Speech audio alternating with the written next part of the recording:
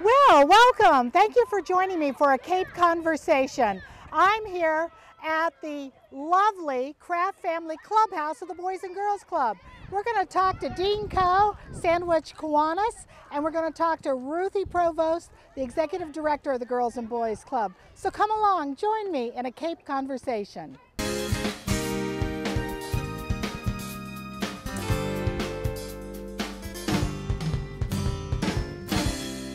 Well, I am thrilled to be with one of probably one of the old timers of Sandwich. Well, no, I'm kidding. I'm kidding. We were just discussing old timers. But I'm with Dean Coe. And are you president of the Sandwich Kiwanis? I used to be. No, You I used know. to be. Yep, gave it up. Gave it up for Lent. You did. 3 years and now ago. Who's the president of Steve Robinson, Dr. Steve Robinson. Dr. Steve Robinson, and he couldn't, dentist. Dentist, Okay, got it. Yeah. So he couldn't make it today, so they sent you to talk with us at Cape Conversations about what you guys do. And we are today at the Girls and Boys Club of Cape Cod, which is fabulous. One of our favorites. It is. Now, Absolutely. tell me, who do you give money to? Oh, I mean, can I just walk up to you and say, hey, Dean, give me some money? you probably could, but it won't work. Oh, okay. Yeah. Okay, so I have to be a 501c3, as they say? You have to be close to a 501c3, Okay. either sponsored by, it could be an initial program that hasn't been done before. Sure, and you want sure. incubator funds. Challenger Club's a perfect example. Now, explain to me about the Challenger Club. I've heard a lot about this group, and you've given them quite a bit of money over the years, We basically started them, and it was Really? a group for sports for kids who couldn't be in Little League because of Is it learning certain disabilities? or- disabilities. And Kelvin and Amy Ng got it started, and it's a fantastic program. It's in all sports. They've got their own center over in Osterville. How wonderful. It's at How the many old years? school. Do you remember? Do you recall how many years you've been doing it? I don't exactly know. I would say 5 years. At least 5 years. Yeah. Wow, that's great. And they've gotten that far already. No, that they're they have just their own little center and fantastic everything. program. What a Yeah. wonderful thing. Well, what else does the Kiwanis do? I know that you meet on certain days of the week, right? We've got a couple speakers a month. We go to business meeting, board meeting a month. But really, the money that comes from Kiwanis, it's a totally volunteer organization. Every dime that we give out, there's no overhead that's come out of it. But it's Sandwich Reads program, it's summer camp programs, it's Ruth's great work here. So, some of the programs you give to, besides the Challenger program, which is now has their own center in somewhere in Osterville and in one of the schools, right? At one of the, Elementary Osterville schools? Elementary School that is now Wonderful. closed or something. There's the camp program, a variety of camp programs. We have this year 165,000 dollar amount So of you give out requests. $165,000. Well, that's just this year's request. We will only be able to do about 70,000. So where does the majority of your funds come from? If you could only fund out of $165,000 worth of requests, you're going to fund a little less than actually half of that. That's right. That's Where right. where do the funds come from? They will come from events that Kiwanis runs, golf tournament, used to be a map project, but that had to be put aside just by economics. Right. But the majority of it comes from the Leverell Foundation, or Leverell Grant. I see. And Gerald and Claire Leverell donated $1 million. Half of it went to the Pediatric Trauma Center in Boston, and half of it came to Kiwanis. He was an active member of Kiwanis.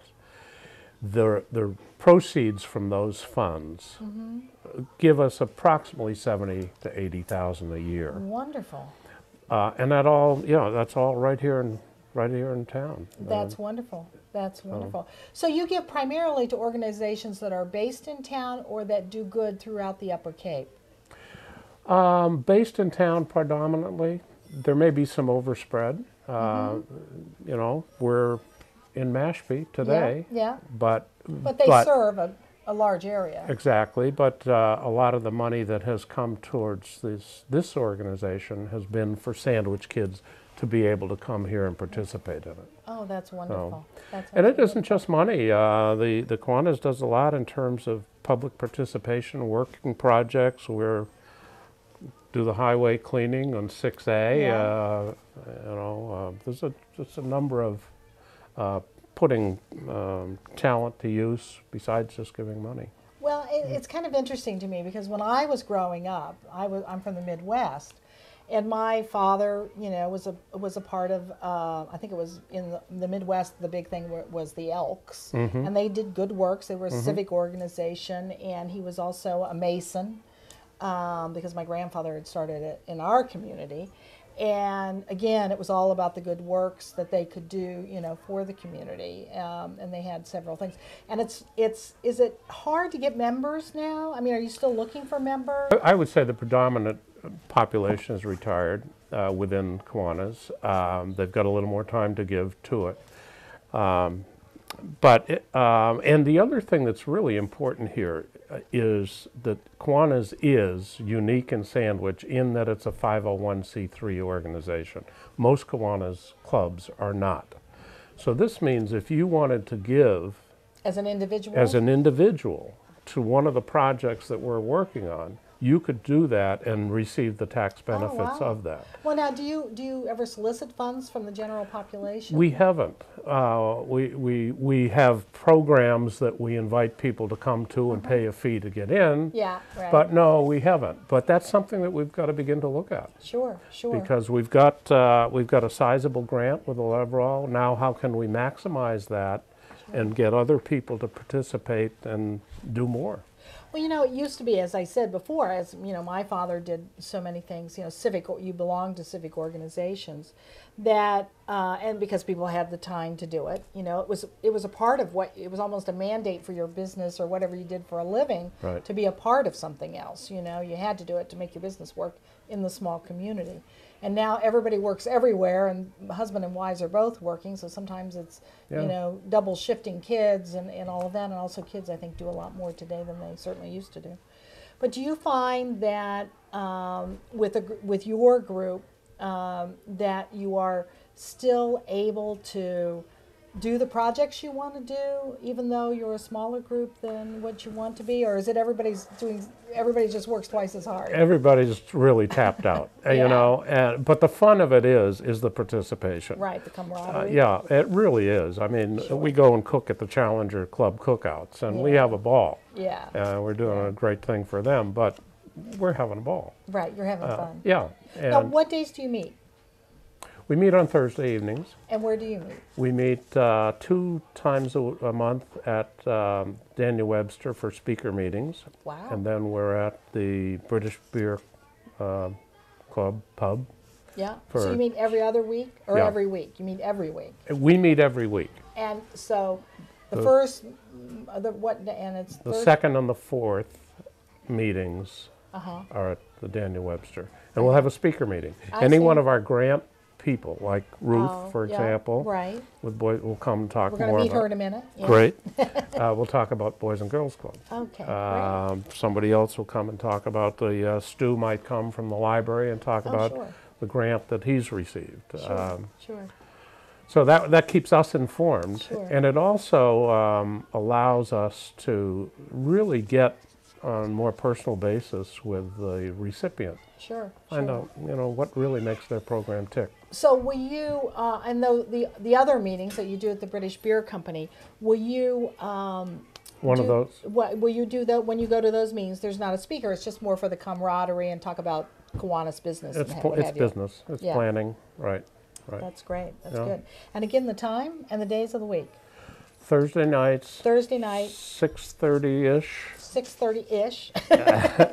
At either place. At either place. And you can go on the website. Okay, so sandwichkiwanis.org. Oh, that's great. Go on the website. It gives you all the information. Thank you so much, Dean Coe, former president of the Sandwich Kiwanis Club. Thank you very, very much for telling us about Kiwanis, all your good works. I hear you're going to have your own TV show. Excited about that. We are. It's going to be give our grant recipients an opportunity to talk about their programs and Excellent. get the word out about more about what we do. And are you going to, will it be on Sandwich TV? It will be on the local access channel, Excellent, which has excellent. been extremely helpful in our Key Club project with the Wonderful. Mythbusters Wonderful. for organ donor awareness, Oh, and that's right, yeah. that's now available nationally Oh, that's because wonderful. of cable access. Well, that's wonderful, wonderful. great. And people, if they want to pick up your show or the Mythbusters, the Key Club program, they can pick it up on probably through sandwichtv.org. Go to their website, is that correct? And the YouTube. And the YouTube? Mythbusters, sandwichmythbusters.org. Sandwichmythbusters.org. You got it. Fabulous, fabulous. Great. Thanks again. Thanks, Melinda. Bye.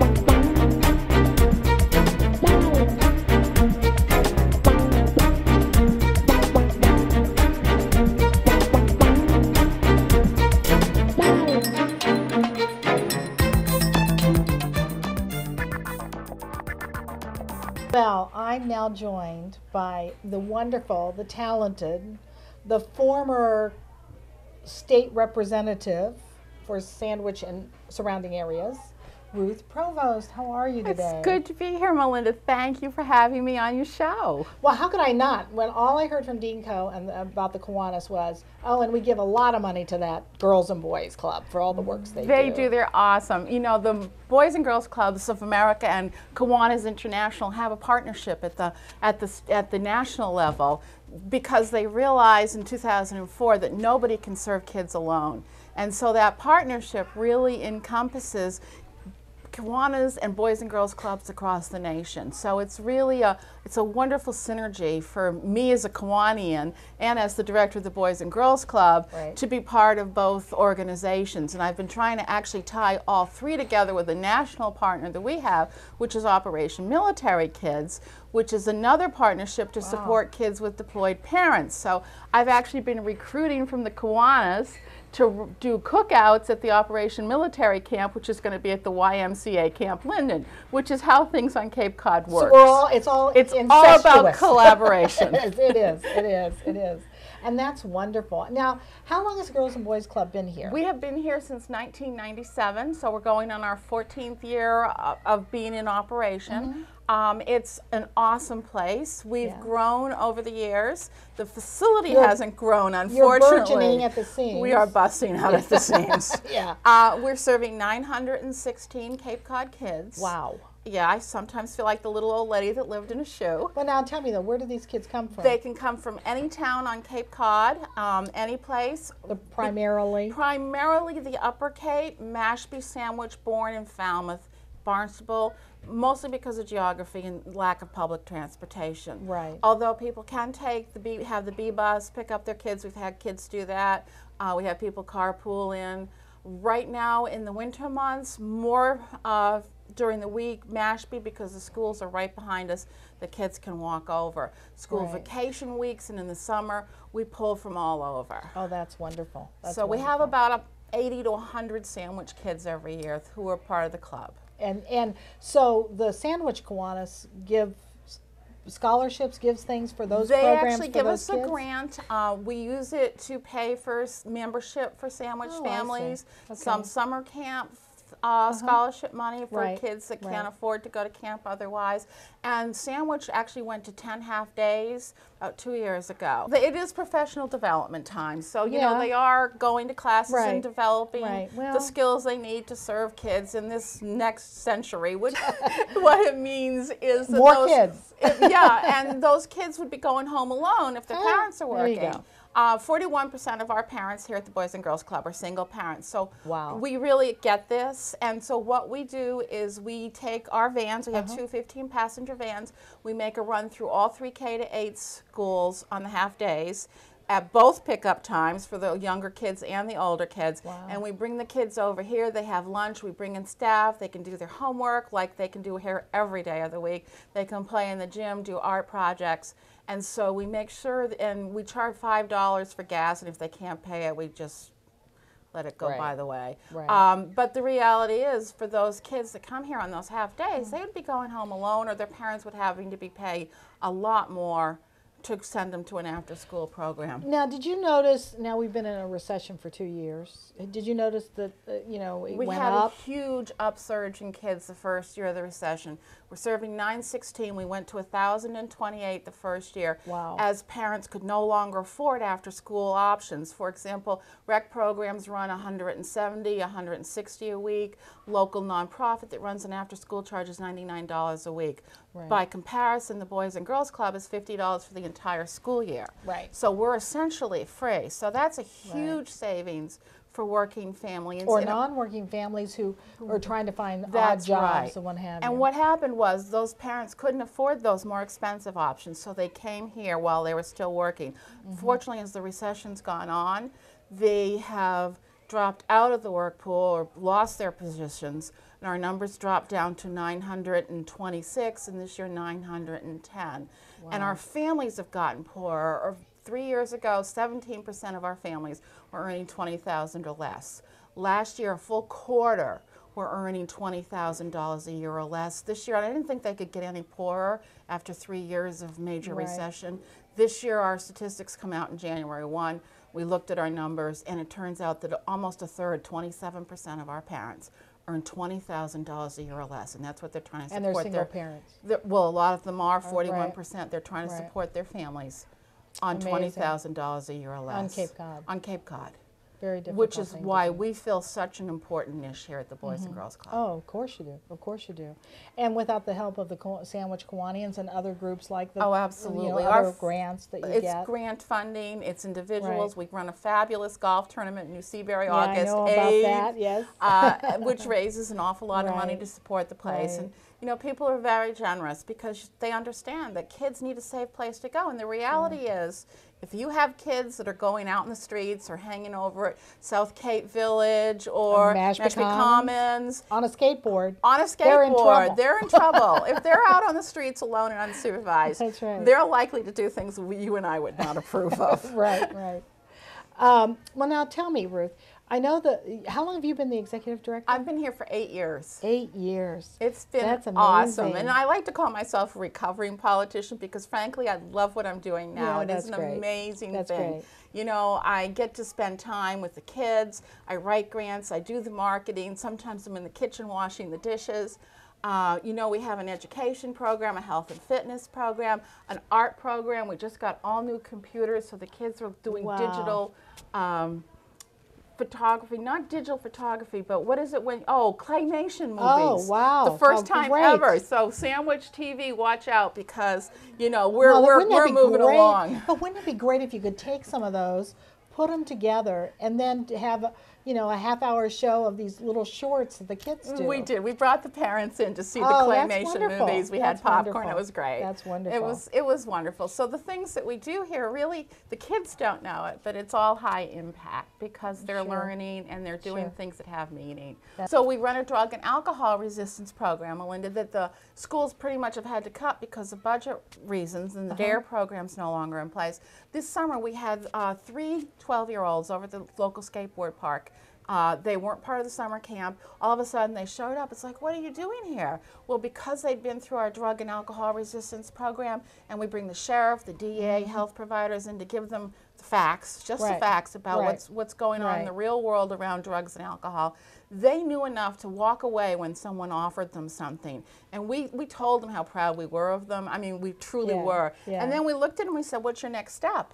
And they looked at us and it was like, and I said, well, your next step, you just were witness. You offered something. It was illegal. What do you have to do next as a good citizen?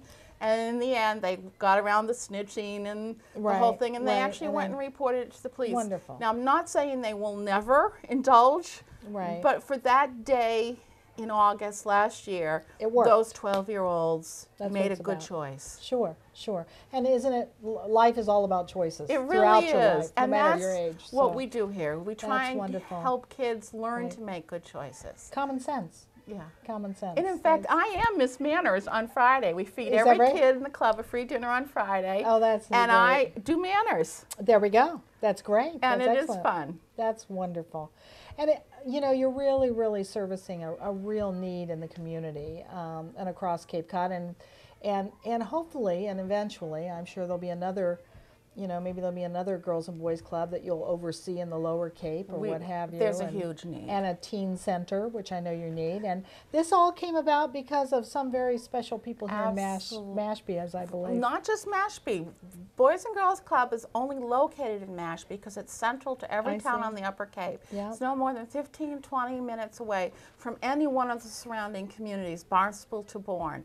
And it was actually formed by a group of people who got together as Together We Can. And they were from Mashpee, Sandwich, Falmouth, Bourne, and Barnstable. My board still reflects that makeup. But now my question is, though, who's the man who funded a lot of this in the beginning? Robert and Myra Kraft. Yes, those folks. Absolutely. In fact, we're just putting our annual meetings coming up at May 9th at the Coonamessett. And we are just instituting a new award. It's the Myra and Robert Kraft Business Award of the Year. Wonderful. So, because who else? They looked at that thermometer that sat by the road, I understand, and it never moved. Right. And finally, they just said, that's it. This thermometer is going to move. And they they gave us $500,000 when the club opened to finish the building. And it made it all possible. That's wonderful. It really is an amazing thing. Well, it's an amazing story. I mean, a little community and reaching out its fingers out into other communities and pulling everybody together. As I said, it's the collaboration, it's incestuous. It's just, we all know each other. And we all have to work together. We do. We collaborated with over 60 organizations last year. Heritage brings in people, 4-H. You know, we go to these places, and it's just an amazing group of people that provide services down here on the Cape. And the Sandwich Kiwanis are clearly part of it. Oh, that's great. That's really wonderful. Well, it's been a great pleasure talking to you, as always. Well, we see each other all the time anyway. I really can't lie. We do see each other. And we see each other on social media all the time. Absolutely. Those social media sites. That's the only reason how we keep in touch, where we all are. We do keep in touch. We do keep in touch. That's absolutely correct.